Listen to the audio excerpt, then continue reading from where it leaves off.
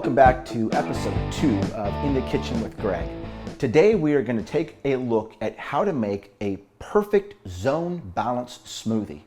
Now, I'm a big advocate of smoothies for 4 reasons. Number 1, pre-workout meal, outstanding. Number 2, post-workout meal, equally outstanding. Number 3, nutrition in the morning. And number 4, for my friends who are serving in public safety, it's a great snack to have with you when you're on the road, when you run into a call and you don't have time to pull over and eat. You can drink while driving code 3. And so it's important to know how to make a healthy smoothie. That is what we have in store for you today. Okay, here we go. Just got back from the store and I'm going to go through our ingredients for our smoothie. So we're going to add kale, one of our carbohydrates. We are going to add, one of my favorites, delicious strawberries. And we are going to add blueberries. One final carbohydrate ingredient. I did not buy it today. I had one with me already, and that is a beet. Wow, I am absolutely loving beets. I never thought I'd like beets so much. My mom would be so proud of me. I'm not cooking them, I'm juicing them. 1 beet is 1 block of carbohydrate. The texture that this adds to your smoothie will knock your socks off. It's absolutely delicious. Now for our fat, even when we make a smoothie, everything we consume has to be equally balanced. And so avocado will be our fat source. And then for our protein, we're going to use whey protein powder. So these are our ingredients. Now let's talk about preparing these ingredients and then measuring these ingredients.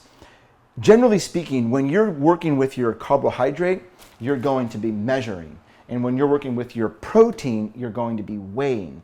However, because we're using a protein powder, we're going to measure this as well. During the entire process of making the meal, I like to just bring gratitude. I mean, take a look at the ingredients that we have in front of us today. This is delicious. This is fresh. This is wholesome. This is where you are going to achieve peak performance in the gym and peak wellness in life. So be grateful when you start to prepare food.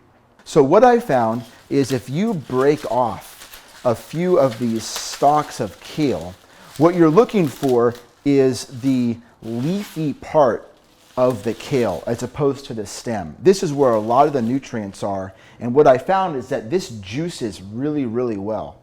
What I'll do is I'll just start to sprinkle some water on it, and then I'm going to rinse it. And after you rinse just a little bit, you can see I'm just using my hands to lightly spread the kale back and forth, just making sure that it's nice and clean. And then I'll break it further into smaller handfuls. And what this does is when you put it in the juicer this way, it tends to catch on the blade, and wow, it creates a really, really nice texture.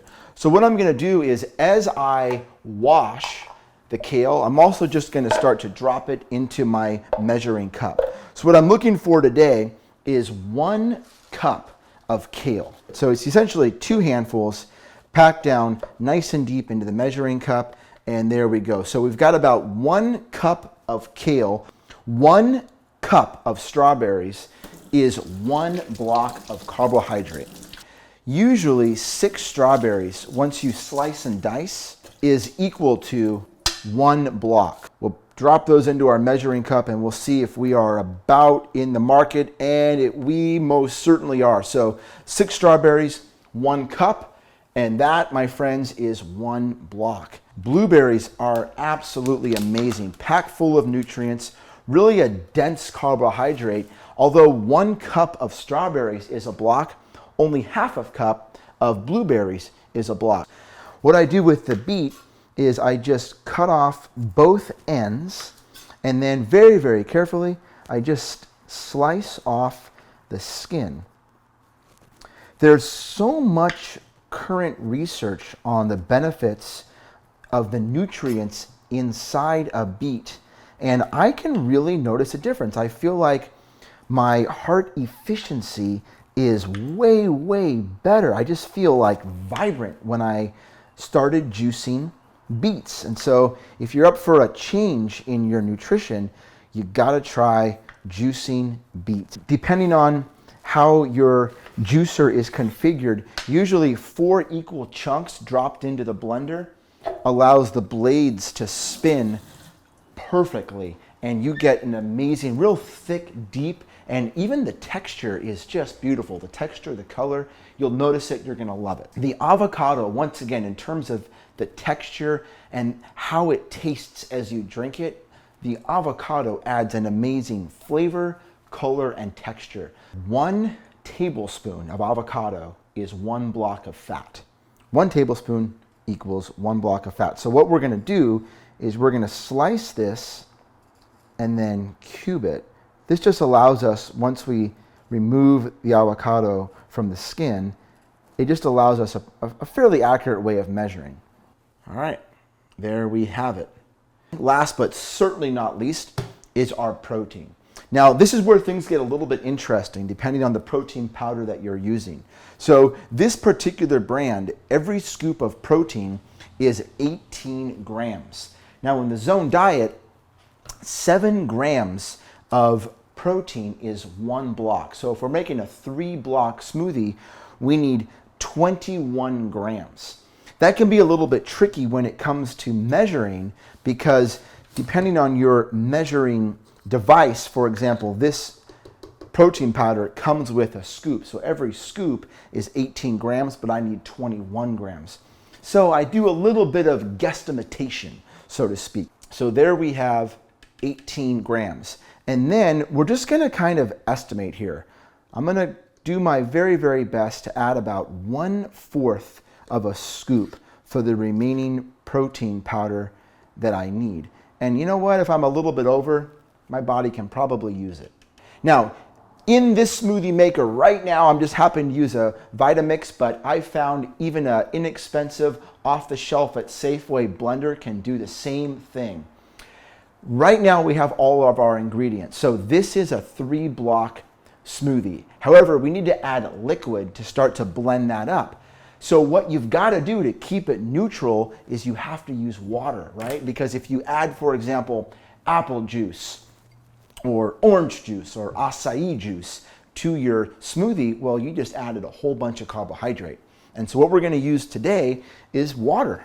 Usually, based on these ingredients and the proportions that I've allotted for you today, usually 8 ounces of water creates a texture that's just about right, but that's going to be your preference.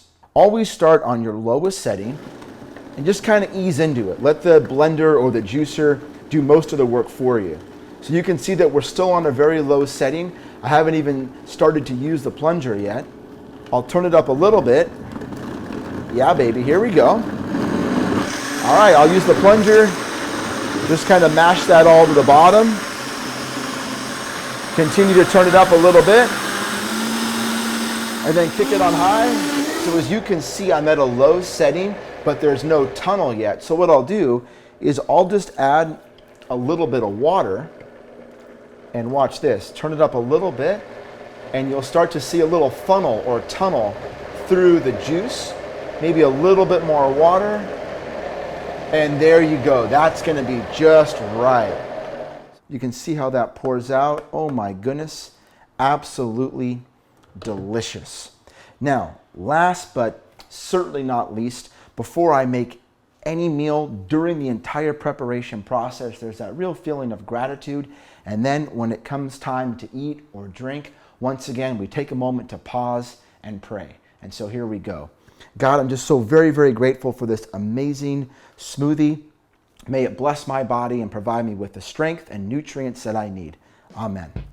All right, my friends, until next time, enjoy that smoothie. I'll see you back in the kitchen soon.